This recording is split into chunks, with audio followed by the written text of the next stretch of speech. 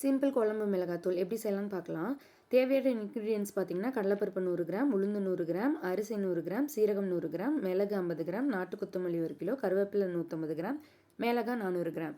அரிசி மட்டும் ஆயில் இல்லாமல் இந்த அளவுக்கு கலர் சேஞ்ச் ஆகிற வரைக்கும் வறுத்தெடுக்கணும். மீதி எல்லா இன்க்ரீடியன்ஸுக்குமே 1/2 ஸ்பூனுக்கு கம்மியான அளவு ஆயில் விட்டு வறுத்தெடுக்கணும். இந்த அளவுக்கு கோல்டன் கலர் வரணும். இந்த மசாலாத்தூளில் பார்த்தீங்கன்னா ஹோல் ஸ்பைசஸ் எதுவுமே ஆட் பண்ணலை. பட்டை, கிராம்பு, சோம்பு இதெல்லாம்.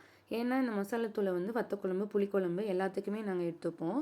கறி குழம்பு வைக்கும்போது மட்டும் வெங்காயம், பூண்டெல்லாம் வதங்கும் போது பட்டை, கிராம்பு சேர்த்து வதத்துப்போம். சீரகம், மிளகு வறுக்கும் போது ஒரு கைப்பிடி உப்பு சேர்த்து வறுப்பாங்க. ஏன்னு கேட்டிங்கன்னா அப்போ தான் குழம்பு மிளகாத்தூள் வந்து சீக்கிரம் பூச்சி பிடிக்காதுங்கிறதுக்காக. நாட்டு கொத்தமல்லி தான் எடுத்திருக்கோம். ஏன்னா இது ரொம்ப நல்லா வாசனையாக இருக்குங்கிறதுனால 1 கிலோ கொத்தமல்லியும் இப்படி கொஞ்சம் கொஞ்சம் பேட்சாக வறுத்து எடுத்துக்கணும். இந்த அளவுக்கு கலர் சேஞ்ச் ஆகிற வரைக்கும் வறுத்து எடுக்கணும்.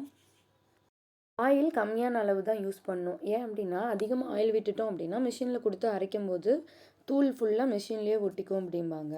வரமிளகா 400 கிராம் எடுத்திருக்கோம். இதையும் கொஞ்சம் கொஞ்சம் பேட்சாக போட்டு வறுத்து எடுத்துக்கணும். இது வறுக்கும் போது கொஞ்சம் நெடி ஏறும். கொஞ்சம் கேர்ஃபுல்லாக தான் வறுக்கணும். காரமாக இருந்தது அப்படின்னா நீங்கள் அதிகமாகவோ இல்லை கம்மியாகவோ சேர்த்தி வறுத்து எடுத்துக்கலாம்.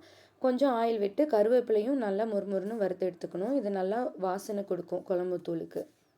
எல்லா இன்க்ரீடியன்ஸும் இந்த மாதிரி நல்லா வறுத்தெடுத்ததுக்கப்புறம் சன்லைட்டில் ஆற விடணும். மாய்ஸ்சரைசர்லாம் போனதுக்கப்புறம் மிஷினில் கொடுத்து நல்லா ஃபைன் பவுடராக அரைச்சி எடுத்து வச்சுக்கணும். ஒரு ஏர்டைட் கண்டெய்னரில் ஸ்டோர் பண்ணி வச்சுக்கிட்டோம் அப்படின்னா ரொம்ப நாளைக்கு கெட்டு போகாது, பூச்சி பிடிக்காது, நல்லாயிருக்கும்.